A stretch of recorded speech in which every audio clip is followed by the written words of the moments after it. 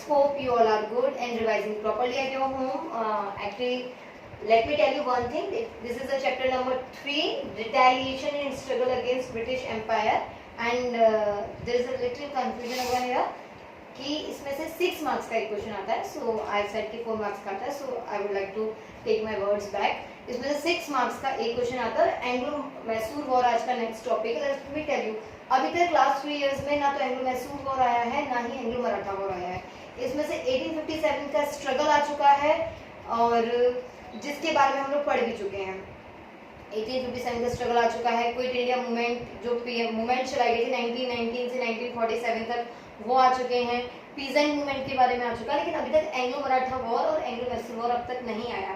तो शायद थोड़े से चांसेस बन सकते हैं, बट इट डजंट मीन कि यही आएगा, क्योंकि जो मूवमेंट्स हुए 1919 से 1947 तक, वो मूवमेंट्स बहुत इंपॉर्टेंट रोल प्ले करते हैं. तो वो भी आ सकते हैं और दोबारा से 1857 का स्ट्रगल रिपीट भी हो सकता है इस चैप्टर में. और साथ ही साथ इसमें कुछ पीजेंट मूवमेंट हुए हैं.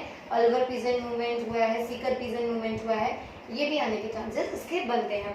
Now come to the Anglo Mysore war. देखो, एंग्लो मैसूर वॉर की बात जब हम करते हैं तो मैसूर में क्या था, मैसूर का राजा था. जरूरत क्यों हुई, एंग्लो मैसूर वॉर हुआ क्यों, कहाँ से इसका स्टार्टिंग हुआ. फर्स्ट एंग्लो मैसूर वॉर के बारे में पहले हम पढ़ेंगे. What happened, there was a king of Mysore. So king of Mysore था नंदराज. नंदराजा 1761 में, याद करेंगे, उधर ही बैटल ऑफ पानीपत हुआ था. उधर ही एंग्लो मराठा वॉर में आपने पढ़ा होगा कि मराठास भी पावर की तरह इमर्ज भी हो रहे थे और मराठास के बीच डिवाइड एंड रूल किसने किया था, ब्रिटिशर्स ने किया था. तो वहां से आप कनेक्ट भी करेंगे. देखिए, आप एक चीज नोटिस करेंगे, हिस्ट्री में हम लोग क्या करते हैं, एक चीज पढ़ते हैं और एक चीज पढ़ के कंफ्यूज हो जाते हैं, जबकि उसी के साथ पैरेलल और भी तो चीजें चल रही होती हैं. जैसे कि यूनिफिकेशन, वर्ल्ड हिस्ट्री में आपने पढ़ा था कि यूनिफिकेशन ऑफ इटली चल रहा था, स्टार्ट हुआ था पहले, और उधर ही पैरेलल क्या चलने लगा था, यूनिफिकेशन ऑफ जर्मनी. तो दोनों के बीच क्या रिलेशन था, मैंने बताया भी था, प्रशिया वाला. ठीक है, तो same here Anglo Maratha war की बात जब हमने की थी तो हमने पढ़ा था कि 17th सेंचुरी के स्टार्ट, सॉरी 18th सेंचुरी के स्टार्टिंग में Marathas was emerging out as a power. और मराठास जब पावर की तरह इमर्ज आउट हो रहे थे, सो ब्रिटिशर्स को लगा इन्हें रोकना जरूरी है. और 1761 में जो बैटल ऑफ पानीपत हुआ था, उसके बाद उनकी इमेज सेटबैक हो गई थी, उनकी इमेज को बहुत बड़ी क्षति हुई थी. साथ ही साथ क्या हुआ था कि मराठास के बीच कॉन्फ्लिक्ट्स और डिवाइड एंड रूल उस 18th सेंचुरी में करना किसने शुरू कर दिए थे, ब्रिटिशर्स ने. तो उधर मराठास के साथ क्या चल रहा था, उधर मराठास के साथ भी युद्ध चल रहा था और साथ ही साथ मराठास ब्रिटिशर्स को अपोज भी कर रहे थे. तो यहाँ पे भी आप नोटिस करेंगे कि वहां पे इसमें भी एंग्लो मैसूर वॉर में भी मराठास ने रोल प्ले किया है. अब देखिए कैसे रोल प्ले किया है कि मैसूर का राजा था नंदराजा. मैसूर का राजा नंद राजा था. तो नंद राजा के सारे पावर्स छीन लिए थे हैदर अली ने. एक मुगल था हैदर अली, उसने नंद राजा के, मैसूर का जो राजा था नंद राजा, उसके सारे पावर्स छीन लिए. छीनने के बाद क्या हुआ, उसने खुद को राजा तब तक डिक्लेयर नहीं किया था, सिर्फ उसके पावर्स छीन लिए थे. राजा वही था, नंद राजा था, लेकिन काम किसके इशारों पे हो रहा था, the work, the all the administrative functioning of the Mysore is under was under the Hyder Ali. अब हैदर अली के इशारों पे all the instructions of Hyder Ali was being instructed over there and was listened over there in the Mysore. राजा नंद राजा था, लेकिन power किसके पास आ गए थे, हैदर अली के पास. आफ्टर द डेथ ऑफ नंद राजा, नंद राज के मृत्यु के बाद what happened, Haider Ali declared himself as a king of Mysore. उसने खुद को मैसूर का राजा डिक्लेयर कर दिया. उसके बाद क्या हुआ कि आपने मराठास के में भी पढ़ा था कि ब्रिटिशर्स का एम्बिशन था इम्पेरियलिस्टिक, मतलब पूरे इंडिया पे उनको कुछ नहीं छोड़ना था, कुछ भी नहीं छोड़ना था. They want the whole India under their rule, all the areas of India under their rule, under the Britishers rules. ये चाहते थे Britishers. So the ambition of that imperialistic ambition of Britishers, ये एक रीजन था Anglo Mysore war के initiate होने का, start होने का. साथ ही साथ जो हैदर अली था, वो कहीं ना कहीं उनके रास्ते में ऑब्स्टिकल था. सेम देयर मराठास क्या थे, जब मराठास के साथ युद्ध हुआ था तो वहां पे भी यही था कि ब्रिटिशर्स की इम्पेरियलिस्टिक एम्बिशन थी. यही 18th सेंचुरी में ही कहाँ हुआ है, एंग्लो मराठा वॉर उधर हुआ है. आपको याद होगा 1775 से स्टार्ट हो गया था और यहाँ पे 17 आप देख सकते हैं 1780 तक तो आते आते सेकेंड वॉर भी स्टार्ट हो गया था। 1769 में तो ट्रीटी हुई है, 1761 में ये वॉर स्टार्ट हो गया है। वहां पे 1775 से वॉर स्टार्ट हुआ, ध्यान रखिए मराठास के साथ कब हुआ है, 1775 में। अच्छा, मराठा से युद्ध क्यों हुआ था ये बात आज आपको यहाँ पे भी क्लियर होगी। हुआ क्या कि हैदर अली जिसने खुद को राजा डिक्लेयर कर दिया, तो ब्रिटिशर्स ने कहा ऐसा कैसे सकता है, ब्रिटिशर्स को भाई हर जगह अपना रूल चाहिए। तो ब्रिटिशर्स का जो इंपेरियलिस्टिक एम्बिशन था, जो उनकी इंपेरियलिस्टिक सोच थी, उनकी जो ये एम था कि भाई पूरे कंट्री पे हमारा रूल होना चाहिए, उसमें Hyder Ali as an obstacle उन्हें दिखाई दिया कि भाई हैदर अली क्या है, ऑब्स्टिकल है। तो ब्रिटिशर्स ने क्या किया, मराठास, आपको याद होगा कि वहां पे रघुनाथ राव जो कि पेशवा बनना चाहता था, एंग्लो मराठा वॉर में आपने पढ़ा था, तो कहीं ना कहीं रघुनाथ राव को अपने अंडर में ले लिया था, है ना।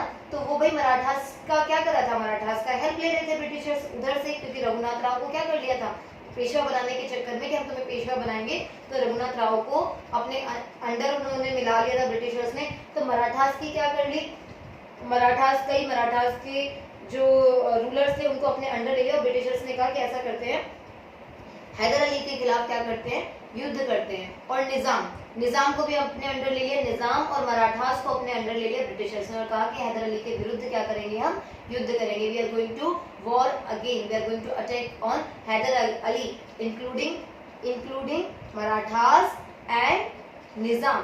किसने, ब्रिटिशर्स ने।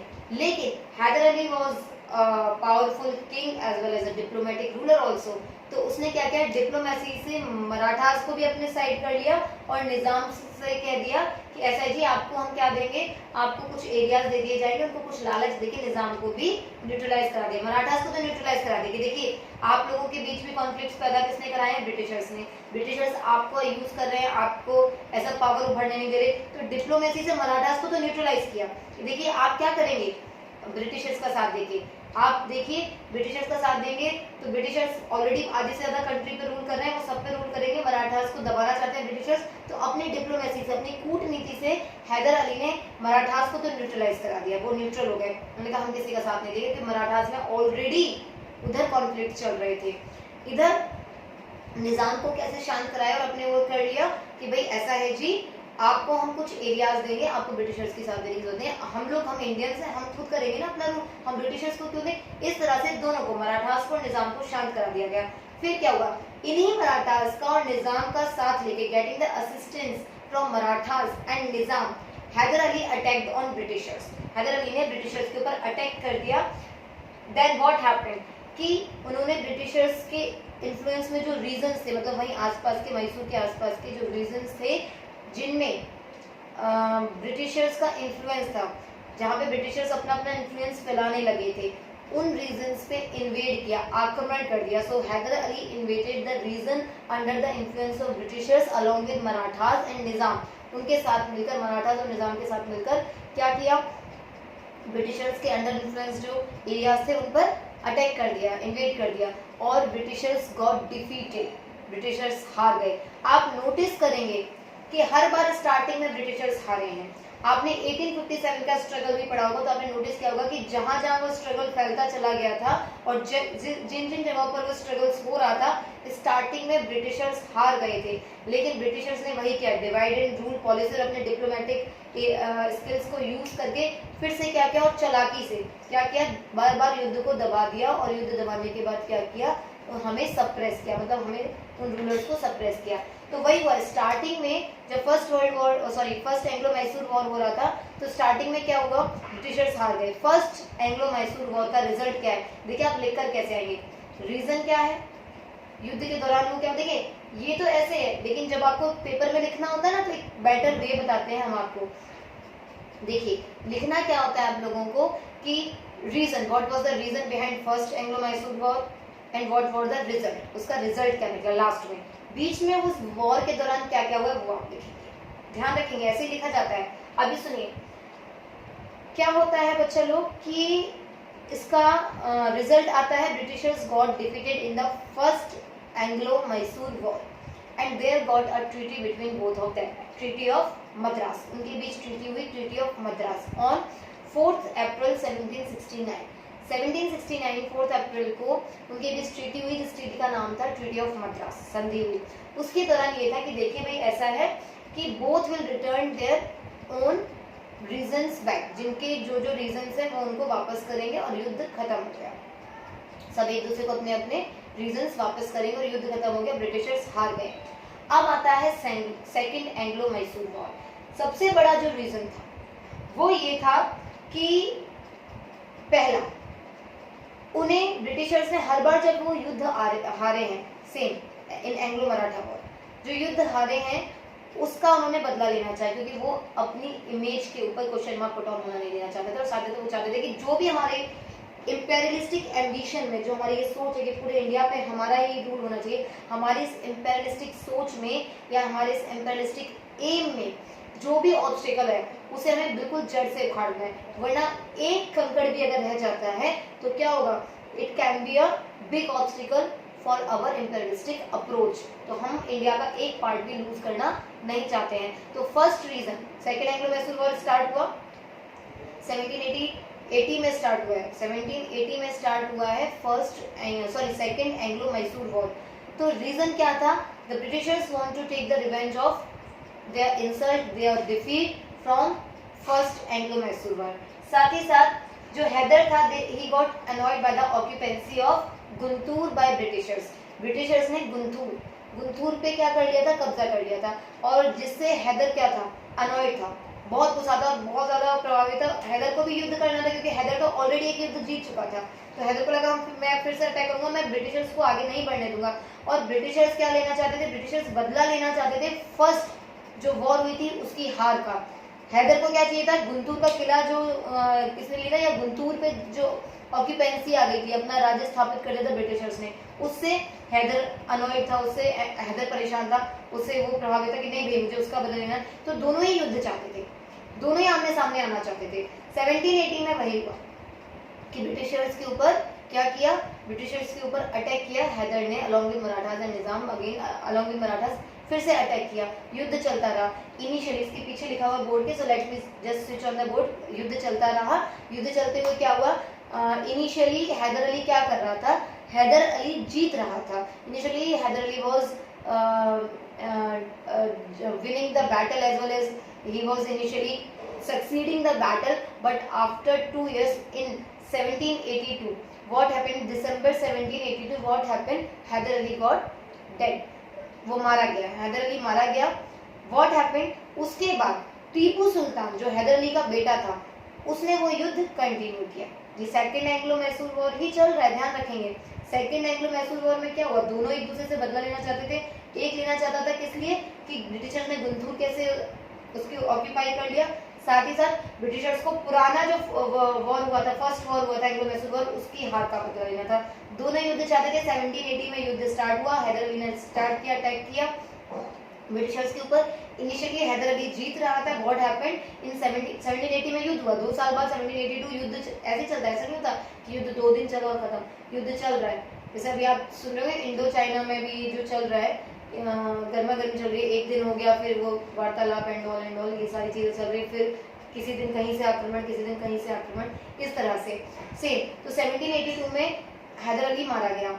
तो टीपू सुल्तान जो कि हैदर अली का बेटा था, उसने इसको क्या किया, कंटिन्यू किया, युद्ध को कंटिन्यू किया। 1 साल तक ये युद्ध कंटिन्यू चलता रहा, लेकिन Hyder Ali Tipu Sultan got fed up with this war, क्योंकि युद्ध का कोई रिजल्ट नहीं हो रहा है, दोनों ही चल रहे हैं। टीपू सुल्तान इनिशियली वो भी ऊपर दिखाई दे रहा था टीपू सुल्तान ब्रिटिशर से, लेकिन टीपू सुल्तान फेड अप हो गया युद्ध से कि भाई युद्ध में कुछ नहीं रखा है। फिर दोनों के बीच एक ट्रीटी हुई, ट्रीटी ऑफ मंगलौर, और उस ट्रीटी ऑफ मंगलौर में क्या हुआ, भाई एक दूसरे के ऑक्यूपाइड रीजन्स वापस करेंगे, एक दूसरे के इंटरनल मैटर्स में इंटरफेयर नहीं करेंगे। ये था सेकेंड एंग्लो मैसूर वॉर। फिर आएगा third and fourth. Let me switch on the board, just wait for 2 or 3 seconds, let me switch on the board also. Hello students, तो हमने वहीं पे लीव किया था कि टीपू सुल्तान क्या हुआ था, फेड अप हो गया था। Tipu Sultan got fed up by the war, और दोनों ही वॉर एंड करना चाहते थे। तो वॉर एंड हुआ, दोनों के बीच ट्रीटी हुई, ट्रीटी ऑफ मंगलौर।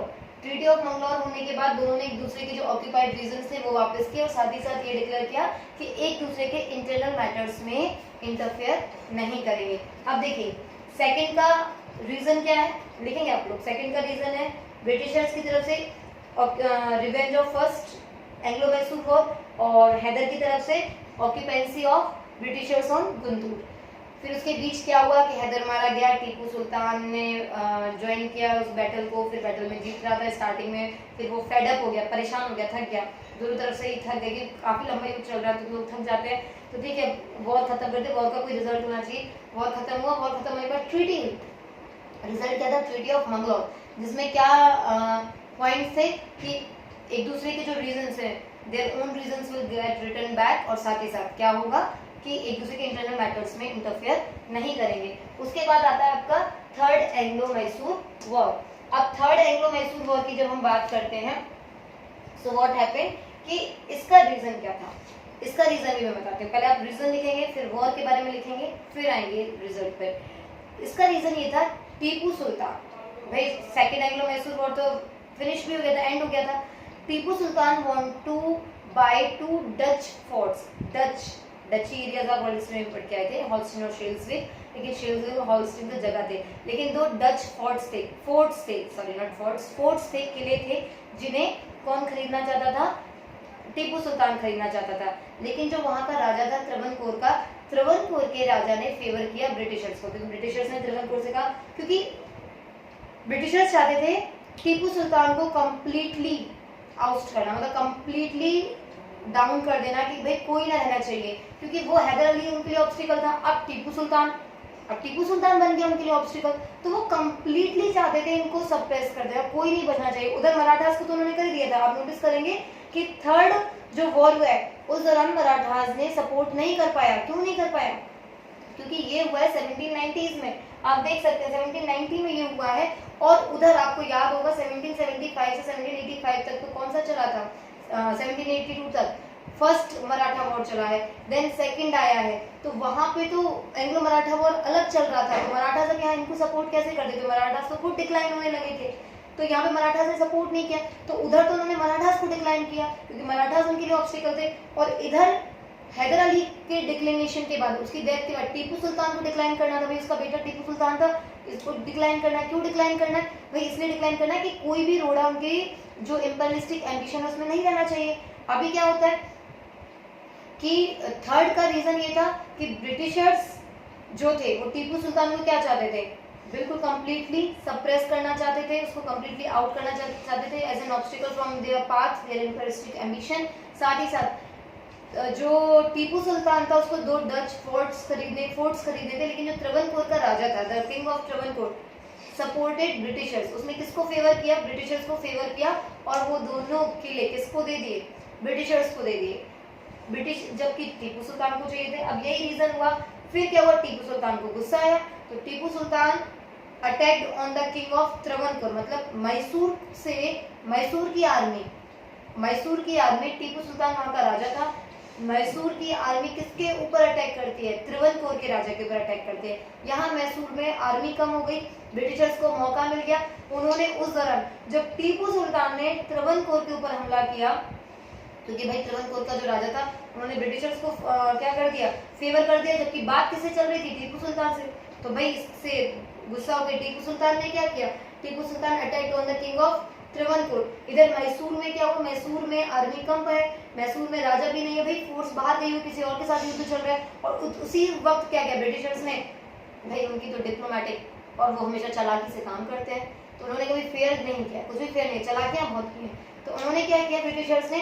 जब त्रवनकोर से युद्ध चल रहा है, राजा ऑलरेडी वहां पे बिजी है, डिप्लॉयड है, उन्होंने क्या किया? ब्रिटिशर्स ने अटैक कर दिया मैसूर पे। अब मैसूर पे अटैक किया तो यहाँ पे ये आर्मी हार गई, क्योंकि भाई जब राजा ही है तो वहां पे जो भी मिनिस्टर या जो सेनापति जो भी थे जिन्होंने युद्ध किया वो हार गए। अब युद्ध हार गए, उसमें टीपू सुल्तान की तो गलती है नहीं, क्योंकि वो तो उधर युद्ध हुआ था। इधर मैसूर क्या हो गया? मैसूर हार गए। कोई भी हार जाए युद्ध तो मतलब वो हार गए, तो मैसूर हार गए। तो उसके बाद क्या हुआ? उसके रिजल्ट निकले। भाई रिजल्ट में क्या हुआ? ट्रीटी हुई, ट्रीटी ऑफ श्रीरंगपट्टनम। उस ट्रीटी में ऐसा हुआ, ट्रीटी ऑफ श्रीरंगपट्टनम कहीं ना कहीं डिप्लॉयमेंट था टीपू सुल्तान का। कैसे डिप्लॉयमेंट था? हाफ ऑफ मैसूर, यानी कि जो टीपू सुल्तान के अंडर जो भी प्रोविंसेस थे, जो भी रीजन्स थे, उसका 50% किसके पास चला गया? ब्रिटिशर्स के पास। साथ ही साथ 3 करोड़ किसको दिए गए? ब्रिटिशर्स को दिए गए। बहुत मायने रखता है। तो यहाँ थर्ड जो ये एंग्लो मैसूर वॉर है वो कहीं ना कहीं डिक्लाइनमेंट है टीपू सुल्तान का। इसके बाद टीपू सुल्तान पूरी तरह से डिक्लाइन हो गया, क्योंकि इसके बाद उसके पास बचा क्या? आपको मैं एक और चीज बताते हैं, इसका एक और रिजल्ट आप याद रखेंगे, यहाँ मैंने लिखा नहीं है, देखिए क्योंकि जगह कम हो गया था। तो ट्रीटी ऑफ श्रीरंगपट्टनम हुई, क्यों हुई? क्योंकि त्रवणकोर के ऊपर युद्ध अटैक किया हुआ था टीपू सुल्तान ने, पीछे से मैसूर के ऊपर अटैक कर दिया ब्रिटिशर्स ने। तो मैसूर की जो आर्मी थी वो ब्रिटिशर्स से हार गई, और जब मैसूर की आर्मी ब्रिटिशर्स से हार गई तो फिर उसका रिजल्ट क्या निकला? थर्ड एंग्लो मैसूर वॉर का रिजल्ट ये निकला कि 50% जो रीजन्स थे वो किसको चले गए? 50% रीजन्स चले गए आपके ब्रिटिशर्स को। और उसके बाद क्या हुआ? इसी रिजल्ट में एक और चीज आई, 3 करोड़ रुपीस किसको दिए गए? ब्रिटिशर्स को दिए गए बाय मैसूर। आधा मैसूर चला गया, इतना पैसा चला गया। साथ ही साथ इस ट्रीटी ऑफ श्रीरंगपट्टनम का जो सबसे दुखदाई कह सकते हैं या सबसे हार्ट टचिंग मोमेंट है वो ये कि टीपू सुल्तान के जो 2 बेटे थे इनको भी ब्रिटिशर्स ने अपने अधीन ले लिया। क्यों? बाद में मार दिया था दोनों बेटों को। क्यों? क्योंकि ये था कि कहीं ऐसा ना हो टीपू के बाद ये दोनों एंग्लो मैसूर वॉर, क्योंकि टीपू सुल्तान बहुत फियर्सली लड़ा था, बहुत फियर्सली। जो सेकेंड एंग्लो मैसूर वॉर हुआ है उस दौरान भी, और जब इधर हुआ है तब भी, थर्ड में भी जब वो वापस आके उनसे लड़ा है, बहुत फियर्सली, मतलब भयानक तरीके से लड़ा था। तो उनको खतरा था कि हैदर अली का बेटा टीपू सुल्तान अगर इतना आक्रामक हो सकता है तो हो सकता है इसके तो 2 बेटे ये दोनों भी क्या हों? आक्रामक हों। और उन्हें डर था। उन्होंने क्या किया? जो ब्रिटिशर्स ने टीपू सुल्तान के दोनों बेटों को अपने सरेंडर करा लिया कि टीपू सुल्तान के दोनों बेटे मेरे सरेंडर, हमारे सरेंडर हो जाएंगे। और ये सरेंडर हो गए, बाद में इनको भी मार दिया गया बाद में। तो ये सबसे ज्यादा इस ट्रीटी का ह्यूमिलेटिंग पार्ट है, और ह्यूमिलेटिंग के साथ साथ सैड पार्ट भी है कि ब्रिटिशर्स ने उसके दोनों बेटों को भी अपने सरेंडर करा लिया था। और ये था result of third Anglo Mysore war. देखिए थर्ड एंग्लो मैसूर वॉर के बाद फोर्थ एंग्लो मैसूर वॉर भी हुआ है। फोर्थ एंग्लो मैसूर वॉर भी हुआ है। आप लोगों को मैं एक चीज बताती हूँ कि फोर्थ एंग्लो मैसूर वॉर अगर आप देखेंगे तो थर्ड एंग्लो मैसूर वॉर के बाद भी, थर्ड एंग्लो मैसूर वॉर के बाद भी टीपू सुल्तान ने ब्रिटिशर्स की अधीनता स्वीकार नहीं की, उनके अधीन नहीं किया। भले सब कुछ चला गया पर वो उनका गुलाम नहीं हुआ।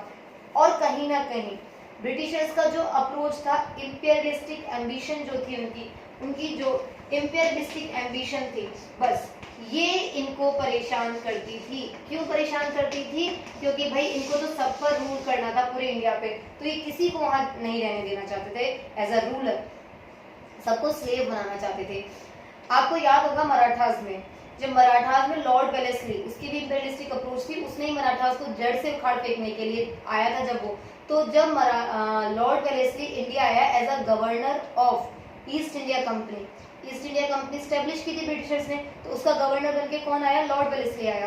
तो जो लॉर्ड वेलेस्ली यहाँ पर आया, उसके बाद हुआ क्या कि लॉर्ड वेलेस्ली की यही अप्रोच थी इंपीरियलिस्टिक।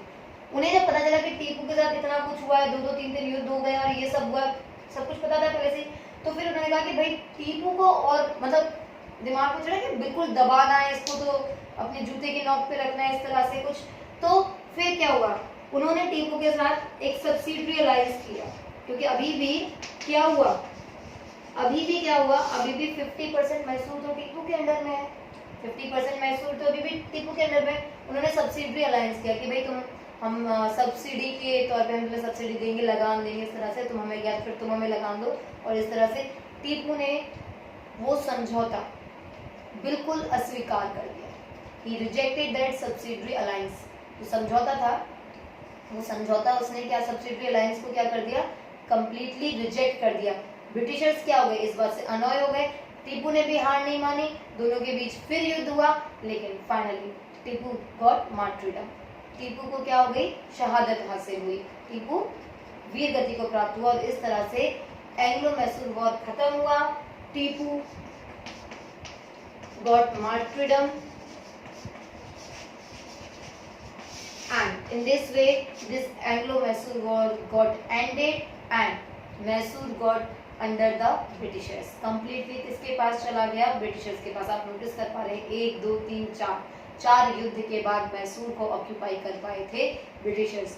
तो Tipu Sultan was not so easy to get defeat, इतना इजी नहीं था। अगर त्रवणकोर पे उस वक्त युद्ध नहीं हुआ होता तो शायद इतनी इजीली वो हारते भी नहीं। तो आप समझ सकते हैं किस तरह से ब्रिटिशर्स ने मैसूर को अपने अंडर लिया था, किस तरह से मैसूर पे अपनी ऑक्यूपेंसी स्टैब्लिश की थी। So this is all about Anglo Maratha war and in our next video I would either take 1857 का स्ट्रगल लेंगे या फिर हम कोई पीजेंट मूवमेंट लेंगे। सो इस तरह से हम सभी इंपॉर्टेंट टॉपिक्स को यहाँ पे खत्म करेंगे। Good luck and keep study. Thank you.